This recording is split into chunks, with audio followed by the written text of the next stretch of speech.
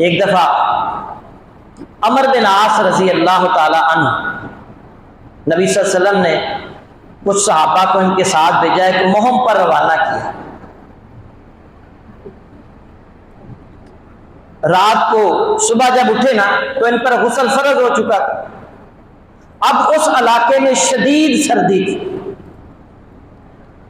بڑے پریشان ہوئے کہ اگر میں نے غسل کیا تو کہیں میں فوت ہی نہ ہو جاؤں۔ قرآن کی آیت ذہن میں آئی کہ اللہ نے فرمایا وَلَا تَقْتُلُوا أَنفُسَكُمْ، اپنی جانوں کو قتل نہ کرو، إِنَّ اللَّهَ كَانَ بِكُمْ رَحِيمًا، بلا شبہ اللہ تعالیٰ تمہارے ساتھ بہت مہربان ہے۔ تیمم کیا، غسل فرض ہو چکا تھا، پانی بھی میسر تھا لیکن سخت سردی تھی، غسل نہیں کیا، پانی سے اور مٹی سے تیمم کیا اور صحابہ کو نماز پڑھا دی۔ جب وہاں سے واپس آئے اللہ کے نبی صلی اللہ علیہ وسلم کے سامنے یہ بات رکھی، اے اللہ کے نبی غسل فرض ہو چکا تھا، پانی بھی میسر تھا، لیکن مجھے ڈر تھا کہ کہیں ایسا نہ ہو کہ میں غسل کروں، سردی بہت زیادہ تھی اور کہیں میری جان نہ چلی جائے۔ اللہ کے نبی صلی اللہ علیہ وسلم نے یہ بات سنی، مسکرائے، فلم یعنف، بخاری شریف کی حدیث ہے، آپ نے ان کی سرزنش نہیں فرمائی۔ تم نے کیا کیا؟ پانی میسر تھا تو غسل کیوں نہیں کیا؟ تمہاری نماز نہیں ہوئی؟ آپ نے کوئی سرزنش نہیں فرمائی۔ یہ ہے دین آسان۔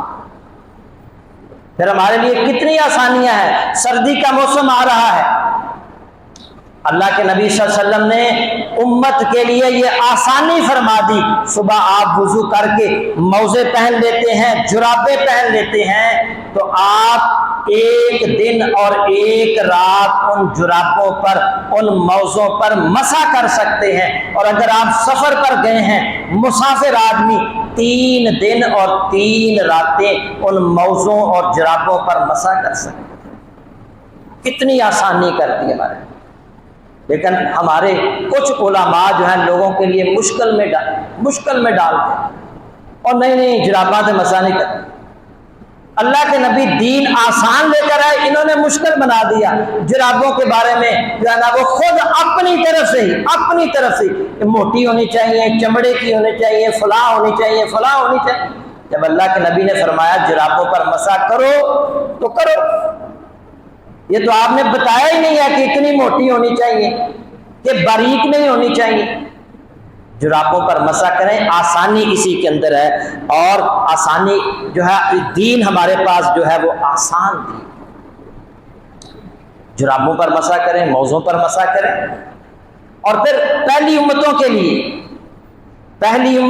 یہ ہوتا تھا کہ انہوں نے عبادت صرف عبادت خانوں میں جا کر کرنی تھی، لیکن ہمارے لیے امت محمدیہ کے لیے اللہ نے یہ آسانی کر دی ہے۔ اللہ کے نبی صلی اللہ علیہ وسلم فرماتے ہیں، جابر بن عبداللہ رضی اللہ تعالیٰ عنہ راوی ہیں کہ مجھے 5 ایسی چیزیں عطا کی گئی ہیں جو میرے علاوہ کسی اور نبی کو نہیں دی گئی۔ ان میں سے ایک یہ ہے وَجُعِلَتْ لِيَ الْأَرْضُ مَسْجِدًا وَطَهُورًا، میرے لیے ساری زمین مسجد اور مٹی پاک بنا دی گئی ہے، اور میری امت کے جس شخص کو جہاں نماز کا وقت ہو جائے اسے چاہیے کہ وہیں نماز پڑھ لے۔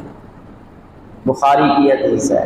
آپ سفر پر جا رہے ہیں، نماز کا وقت ہو چکا ہے، قریب کوئی مسجد نظر نہیں آ رہی، کوئی شہر نظر نہیں آ رہا، تو آپ گاڑی روک کر، پانی بھی اگر میسر نہیں ہے تو مٹی سے تیمم کر کے سڑک کے کنارے ہی آپ نماز ادا کر سکتے ہیں۔